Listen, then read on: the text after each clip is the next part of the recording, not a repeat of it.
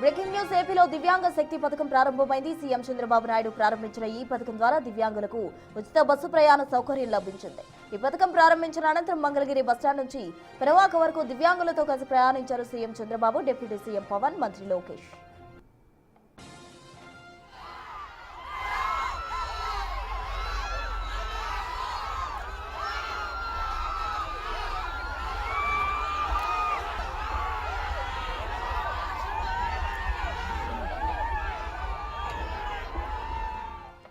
ఏపీలో దివ్యాంగ శక్తి పథకం స్టార్ట్ అయింది. సీఎం చంద్రబాబు నాయుడు ప్రారంభించిన ఈ పథకం ద్వారా దివ్యాంగులకు ఉచిత బస్సు ప్రయాణ సౌకర్యం లభించింది. ఈ పథకం ప్రారంభించిన అనంతరం మంగళగిరి బస్టాండ్ నుంచి పెనమాక వరకు దివ్యాంగులతో కలిసి ప్రయాణించారు CM Chandrababu, deputy CM Pawan, మంత్రి లోకేష్.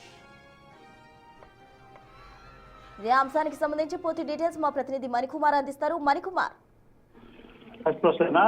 ఈ రోజు రాష్ట్ర వ్యాప్తంగా కూడా దివ్యాంగులకు ఉగాది కానుక రాష్ట్ర ప్రభుత్వం కొత్త పథకాన్ని అమలు చేసింది. ఏదైతే దివ్యాంగ శక్తి పథకాన్ని ఈ రోజు ముఖ్యమంత్రి చంద్రబాబు, ఉప ముఖ్యమంత్రి పవన్ కళ్యాణ్, అదేవిధంగా మంత్రి నారా లోకేష్, బీజేపీ రాష్ట్ర అధ్యక్షుడు మాధవులంతా కలిసి మంగళగిరిలోని బస్టాండ్ లో ఈ కార్యక్రమాన్ని ప్రారంభించారు. కొద్దిసేపటి క్రితం మంగళగిరి బస్టాండ్ నుంచి కూడా ముఖ్యమంత్రి చంద్రబాబు తోటి ముఖ్యమంత్రి పవన్ కళ్యాణ్, అదేవిధంగా మంత్రి నారా లోకేష్, బీజేపీ అధ్యక్షుడు మాధవులంతా కలిసి దివ్యాంగులతో కలిసి బస్సులో ప్రయాణిస్తున్నారు. కొద్దిసేపటి క్రితం మంగళగిరి నుంచి కూడా ఈ బస్సు కూడా ప్రారంభమైంది. అటు మంగళగిరిలోని అంబేద్కర్ విగ్రహం కూడలి నుంచి సర్మదాబా, అదేవిధంగా ములకపేట, ఉండవల్లి కూడలి, తర్వాత కాపు రామాలయం వరకు బస్సులో వెళ్తారు. అక్కడి నుంచి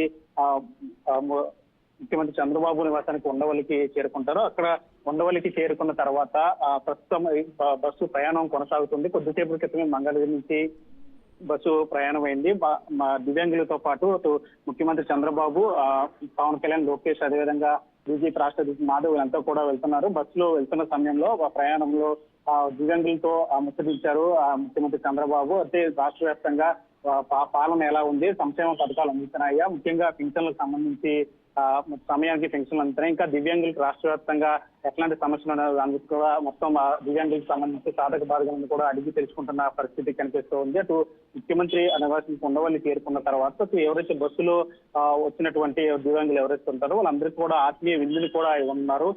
ఈ కార్యక్రమంలో కూడా ముఖ్యమంత్రి పవన్ కళ్యాణ్, అదేవిధంగా మంత్రి నారా లోకేష్, బీజేపీ రాష్ట్ర అధ్యక్షుడు మాధవులంతా కూడా పాల్గొంటారు. అయితే గతంలో చెప్పినట్టు గత డిసెంబర్ 3వ తేదీన దివ్యాంగుల దినోత్సవం సందర్భంగా ముఖ్యమంత్రి చంద్రబాబు అప్పుడే మాట ఇచ్చారు. అంటే దివ్యాంగులకు, మహిళలకు ఉచిత ప్రయాణం బస్సుల్లో, ఆర్టీసీ బస్సులు కల్పించిందంటే ఖచ్చితంగా దివ్యాంగులకు కూడా ఈ ప్రయాణాన్ని చేపడతాము, ఖచ్చితంగా ఈ కార్యక్రమం కూడా ప్రారంభిస్తామని చెప్పి అప్పుడే ముఖ్యమంత్రి చంద్రబాబు హామీ ఇచ్చారు. ఇచ్చిన హామీలో భాగంగానే అంటే ఈ ఉగాది కానుకగా ఈ కార్యక్రమాన్ని ప్రారంభించారు. ఉగాదికి ఇంకా ఒక్కరోజు ముందుగానే ఈ దివ్యాంగ శక్తి పథకాన్ని ప్రారంభించారు. మొత్తం రాష్ట్ర వ్యాప్తంగా దివ్యాంగ శక్తి పథకం ద్వారా మొత్తం రాష్ట్ర వ్యాప్తంగా 12.76 లక్షల మంది దివ్యాంగులు ఈ పథకం ద్వారా లబ్ధి పొందుతున్నారు. ఇప్పటికే రాష్ట్ర వ్యాప్తంగా ఈ ఆర్టీసీ ప్రయాణాల్లో 50% వరకు కూడా వాళ్ళకి రాయితీ ఇచ్చేవారు. అయితే ఇప్పుడు ఏవైతే మహిళలకు ఉచిత బస్సులు ఇస్తున్నటువంటి ఆ బస్సులు ఆర్డినరీ సర్వీసులు ఏమున్నాయో 5 సర్వీసుల్లో కూడా ఈ దివ్యాంగులకు కూడా రాష్ట్ర వ్యాప్తంగా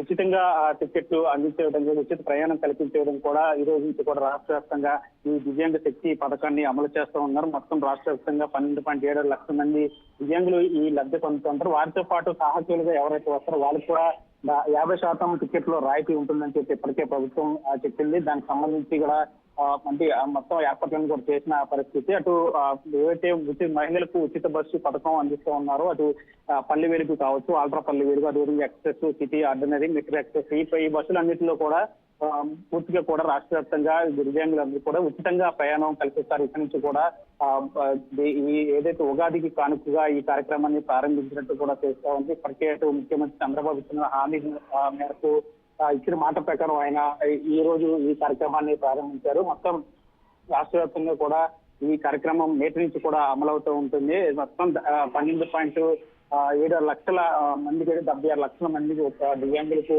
ఈ పథకాన్ని అందిస్తారు. రాష్ట్ర వ్యాప్తంగా కూడా ఈ పథకం నేటి నుంచి కూడా అమల్లో ఉంటుంది. అయితే కొద్దిసేపటి క్రితమే మంగళగిరి బస్ స్టాండ్ నుంచి కూడా ఈ బస్సు ప్రారంభమైంది. దివ్యాంగులతో కలిసి ముఖ్యమంత్రి చంద్రబాబు, ముఖ్యమంత్రి పవన్ కళ్యాణ్, మంత్రి నారా లోకేష్, బీజేపీ రాష్ట్ర అధ్యక్షుడు మాధవ్ వీళ్ళంతా కూడా ఆ బస్సులో ప్రయాణిస్తా ఉన్నారు. మంగళగిరి ఈ రోజు ఈ కార్యక్రమం ప్రారంభం సందర్భంగా మొత్తం చాలా వరకు కూడా అటు పార్టీ కార్యకర్తలు, అభిమానులు, ప్రజలంతా కూడా పెద్ద ఎత్తున మంగళగిరి బస్సుకు తరలి వచ్చారు. ప్రజల హర్షధ్వానాల మధ్య ఈ కార్యక్రమం ప్రారంభమైంది. ముఖ్యమంత్రి చంద్రబాబు అట్టహాసంగా ఈ కార్యక్రమాన్ని ప్రారంభించారు. మధ్యైతే గతంలో ఉన్నటువంటి దివ్యాంగులకు 40% వైకల్యం ఉంటుందో వాళ్ళందరికీ కూడా ఈ ప్రభుత్వం పథకం వర్తిస్తుందని ఇప్పటికే ప్రభుత్వం చెప్పింది. 4 నుంచి 21 వర్గాల దివ్యాంగులకు ఈ పథకం వర్తిస్తుంది. అంటే 50% వర్తించే పాస్ ఏదైతే ఉందో, గతంలో దివ్యాంగులకి ఏదైతే పాస్ ఉందో ఆ పాస్ మీదే ఇప్పుడు ఈ బస్సుల్లో కూడా ఉచిత ప్రయాణాన్ని అనుమతిస్తారు. అంటే పాస్ గడువు ఉన్నంత వరకు కూడా ఎప్పటి వరకు పనిచేస్తే అప్పటి వరకు కూడా ఈ బస్సుల్లో దివ్యాంగులు ఉచితంగా ప్రయాణించవచ్చు. అంటే స్త్రీలకు ఇప్పుడు ఏదైతే రాష్ట్ర ప్రభుత్వం ఉచిత మహిళల బస్సు ఏదైతే స్త్రీ శక్తి పథకాన్ని అమలు చేస్తా ఉందో ఆ శక్తి దానికి సంబంధించినటువంటి సర్వీసుల్లో కూడా పూర్తిగా ఇటు దివ్యాంగులకు కూడా ఉచితంగా అందిస్తున్నారు. ఇప్పటికే అటు స్త్రీ శక్తి పథకం కోసం దాదాపు 1800 కోట్లకు పైగా ఇప్పటివరకు కూటమి ప్రభుత్వం ఖర్చు పెట్టింది. మరోవైపు ఇప్పుడు మరోసారి అంటే దివ్యాంగులకు ఉచిత బస్సు పథకం అందిస్తున్న కారణంగా మరొక 207 కోట్లు ప్రభుత్వం ఆర్టీసీకి చెల్లించాల్సి వస్తుంది. అంటే దాదాపు 2000 కోట్లకు పైగా కూడా ఈ ఉచిత బస్సు సర్వీస్ కి సంబంధించి ఈ పథకాలకు సంబంధించిన స్త్రీ శక్తి కావచ్చు, లేదంటే దివ్యాంగ శక్తి కావచ్చు, దాదాపు 2000 కోట్లు ప్రభుత్వం మీద భారం పడుతుంది. ఈ నేపథ్యంలో ఎంత భారమైనప్పటికీ కూడా ఖచ్చితంగా ఇచ్చిన మాటను నిలబెట్టుకుంటామని కూటమి ప్రభుత్వం చెప్పింది. ఎందుకంటే కూటమి ప్రభుత్వం వచ్చిన తర్వాత ముఖ్యంగా పెన్షన్లు పెంచారు. సాధారణ పెన్షన్లతో పాటు ఇటు దివ్యాంగులకు వర్తించే పెన్షన్లు కూడా పెద్ద ఎత్తున పెంచారు. ఈ నేపథ్యంలో మరోసారి దివ్యాంగులకు ఉగాది కానుక ఇప్పుడు ఈ పథకం అందించడం ద్వారా రాష్ట్ర వ్యాప్తంగా కూడా దివ్యాంగులు కూడా పూర్తిగా హర్షం వ్యక్తం చేస్తున్న పరిస్థితి కనిపిస్తుంది. ఏదైనప్పుడు కూడా రాష్ట్ర ప్రభుత్వం ఇచ్చిన మాట ప్రకారం అంటే గత డిసెంబర్ 3వ తేదీన దివ్యాంగుల దినోత్సవం రోజున ముఖ్యమంత్రి చంద్రబాబు ఏదైతే మాట చెప్పారో ఆ మాట ప్రకారం ఇప్పుడు దివ్యాంగ శక్తి పథకం ద్వారా మొత్తం రాష్ట్ర వ్యాప్తంగా ఉన్నటువంటి అంటే ఈ పథకం ద్వారా 12.7 లక్షల మంది 76 లక్షల మంది ఈ పథకం ద్వారా లబ్ధి పొందుతూ ఉంటారు. మరి వీరితో పాటు ఎవరైతే బస్సుల్లో ప్రయాణిస్తారో అంటే సహాయకులుగా ఎవరైతే వస్తారో వాళ్ళకి కూడా 50% టికెట్లు రాయితీ ఇస్తారు. మరోవైపు దివ్యాంగులు ఈ 5 సర్వీసులు ఉచిత సర్వీసులు కాకుండా మిగతా సర్వీసులు ఏవైతే ఉంటాయో వాటిలో ఏదైతే గతంలో ఉన్నటువంటి 50% అది రాయితీ ఏదైతే ఉందో అది అమలు చేస్తామని ఇప్పటికే చెప్పిన నేపథ్యం. అంటే రాష్ట్ర ప్రభుత్వానికి ఎంతటి ఖజానా మీద ఎంత ఒత్తిడి ఉన్నప్పటికీ కూడా ఖచ్చితంగా ఇచ్చిన మాటకు దివ్యాంగులకు ఇచ్చిన మాటను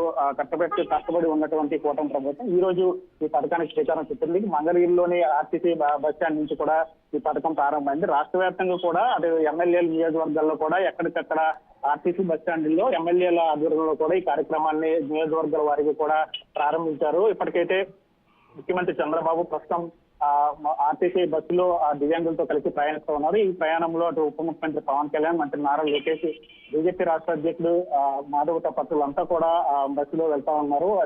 మరికొద్ది సేపట్లో ఉండవల్లి నివాసానికి బస్సు చేరుకుంటుంది. అక్కడ చేరుకున్న తర్వాత దివ్యాంగులకు ఎవరైతే బస్సులో ప్రయాణించేటువంటి దివ్యాంగులు ఉంటారు వాళ్ళందరూ కూడా ఆత్మీయ విందును కూడా ఇవ్వనున్నారు. మరోవైపు దివ్యాంగులకు రాష్ట్ర వ్యాప్తంగా ఎటువంటి కష్టాలు ఉన్నాయి, సాధక బాధకాలు ఏమున్నాయి అంటే ప్రభుత్వం నుంచి వస్తున్న సంక్షేమ పథకాలు పూర్తిగా చేపట్టాలు అందుతున్నాయా, ప్రభుత్వ పాలన ఎలా ఉంది, అధికారుల తీరు ఎలా ఉంది అనే దాంట్లో అన్నింటి మీద ఓవరాల్ గా దివ్యాంగులకు ఉన్నటువంటి సమస్యల మీద కూడా అటు నేతల్లో కూడా అడిగి తెలుసుకుంటున్న పరిస్థితి కనిపిస్తుంది. మరి కొద్దిసేపట్లో ఉండవల్లి నివాసానికి ఈ బస్సు అయితే చేరుకున్నట్లయితే తెలుస్తుంది. Okay Manikumar, thank you.